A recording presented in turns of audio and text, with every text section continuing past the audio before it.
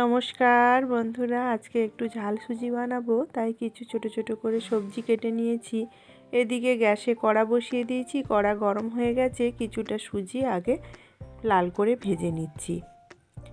সুজিটা লাল করে ভাজা করে নিচ্ছি। এতে কোনো তেল বা ঘি আমি অ্যাড করিনি, একদম শুকনো সুজিটাকে লাল করে ভেজে তুলে নিলাম। এবার কড়াইতে অল্প তেল আর অল্প একটু বাটার অ্যাড করলাম।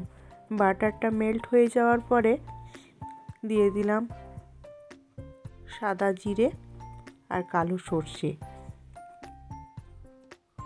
ফোড়নটা দেওয়া রেডি হয়ে গেল।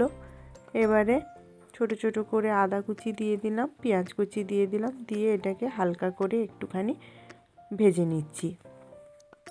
হালকা ভাজা হয়ে গেল। এবার একে একে আমার যে সমস্ত কেটে রাখা সবজিগুলো, ব্রোকলি, বিনস, গাজর, মটরশুঁটি দিয়ে দিলাম।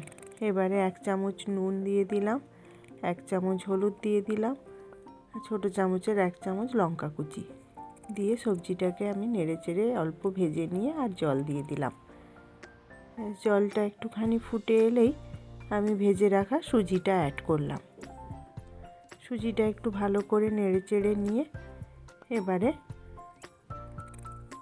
5 মিনিট মতো ঢাকা দিয়ে রেখে দিচ্ছি সুজিটা সেদ্ধ হওয়ার জন্য।